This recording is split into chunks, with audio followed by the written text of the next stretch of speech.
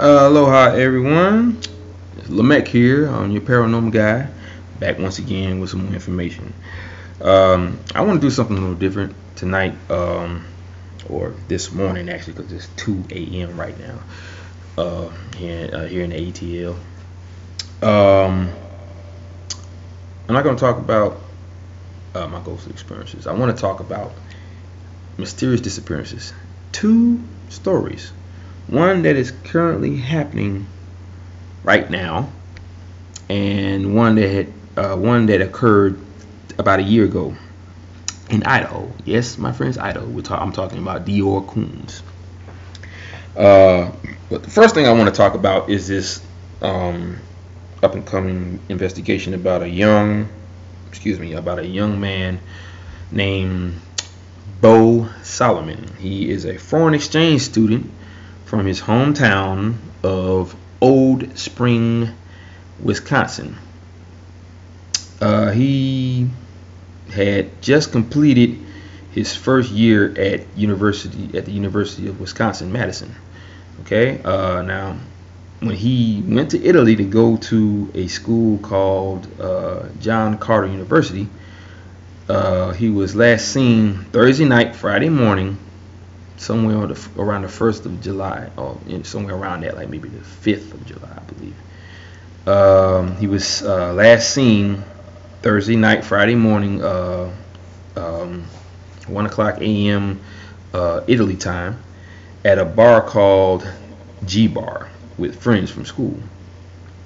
He was reported missing that following day, when he didn't report for class, and orientation.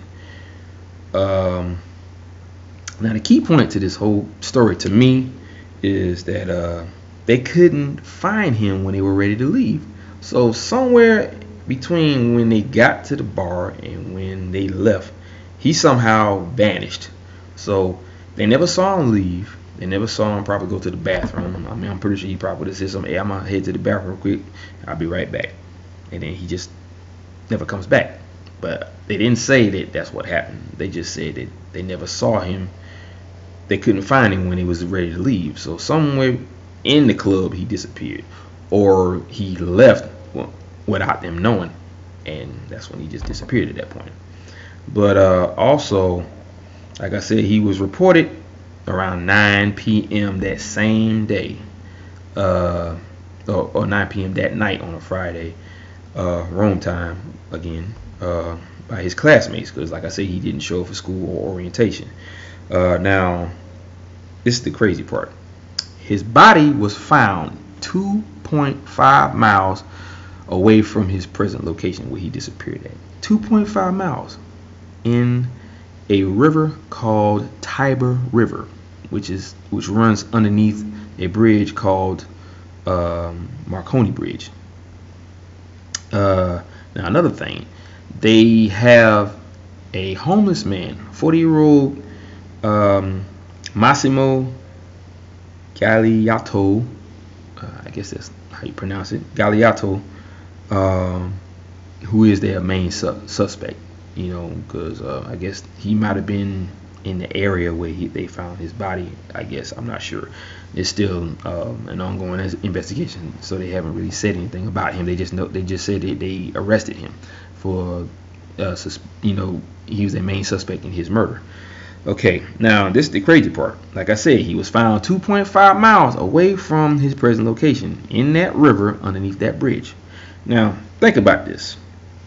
Well, first, okay, there was also an unknown assailant, or a person who obviously took his credit card, went to Milan, which is hundreds of miles away from where he was last seen, and charged thousands of dollars on his credit card. Okay, now this may be an unknown assailant, or it may be this homeless guy that they're talking about, but that I find that highly applicable, because first of all, he doesn't have a car, he's homeless, so I don't think he would have walked all the way to Milan to do all that, unless he got the card, got on a bus or a ferry, went to Milan, then came back. I don't know, but that's just where my mind is at this point. Okay, now Let me see what else. That's pretty much it. Now, like I said, my theory about, well, my question about this. We're talking about a homeless man, mind you. He doesn't eat all the time, so therefore, somewhere along that line, he is going to lose a lot of weight and a lot of mass in his muscle. Therefore, also lose strength. We're talking about a 19-year-old young man. Okay, I don't know how much he weighs, but I'm pretty sure he's probably somewhere along the lines of 170, 180, maybe 200. I'm not sure. I'm pretty sure he looked pretty slim, so he might have been all muscle for all I know. But I'm pretty sure he's probably around my weight, maybe 180, 185. Okay, this guy probably weighed a buck 25 or a buck 05, who knows? But I doubt he had the strength to drag this young 19-year-old man from point A to point B, 2.5 miles, mind you. I can't even do that. I know I can't do that because at my job I have dragged things or pulled on things backwards using the muscles in my thigh. And I'm gonna tell you right now, from the strain of trying to do that, if it's heavy, it hurts. So imagine you doing that for 2.5 miles. That doesn't seem to compute in my brain. I don't understand that at all. So right now, like I said, that's an ongoing investigation in his death because he was found in the river. I don't know if he was face down or face up, judging on the things that David Paulides has been saying in his interviews on Coast to Coast. They haven't mentioned that part yet, so I would have to get the autopsy report, and hopefully after the investigation is over, I can file a FOIA report, or a FOIA, the Freedom of Information Act. I can file that and possibly get the autopsy report to find out if his death matches all of the other deaths from these people that mysteriously disappeared, because he mysteriously vanished from sight at this bar. And this is one of the key points in everything that David Paulides has been saying. Most men who disappear mysteriously they disappear on, around, near, or in bodies of water. Okay, plus some of them be coming from bars, like in one story I heard about that he mentioned in one of his interviews. Well, a young man was at a bar with family, and he said he was going to walk one of his friends home to their hotel room because they was at some resort, I guess.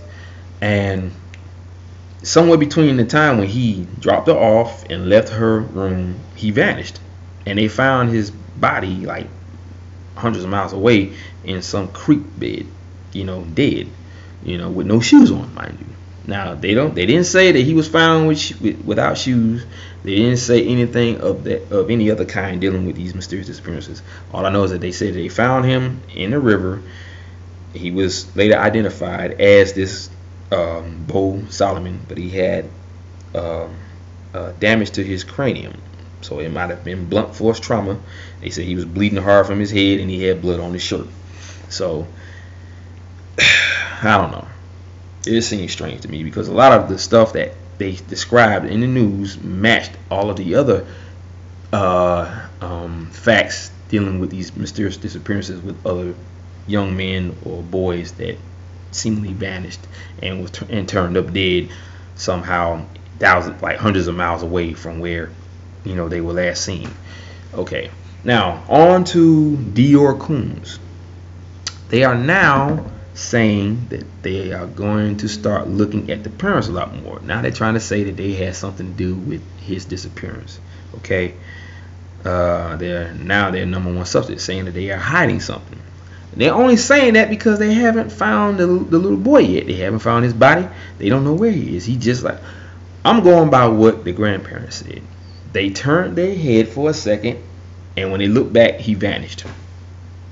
Okay, people vanish under the watchful eye of their family members or their parents all the time, and they are never found again, or they are found thousands of miles away with no shoes or socks on and no clothes except for their underwear, face down, either dead or barely breathing in the snow. And they always try to say that they died from hypothermia when they didn't have enough time to suffer from hypothermia, which is one of the facts that David Paulides has gathered from all that. Now, I don't know about you guys, but I don't let I don't never second guess myself. If I saw something, I saw something. I mean, it just is what it is. Okay. People do that. They second guess themselves and they say, "Oh, maybe I know my son or my daughter was kidnapped." Okay, kidnappings don't happen like that. Kidnappings leave evidence to where they are usually found, either dead or alive. Okay, humans are not made or wired to not leave evidence whatsoever, because all of these cases have 100% accuracy. That means no signs of death on or in the body except for GHB, which is a element found in, well, not element, but drug or chemical found in date rape drugs. But that's all I got. I'll keep you posted on some more stuff. So aloha, aha, mahalo, and hui ho. Peace.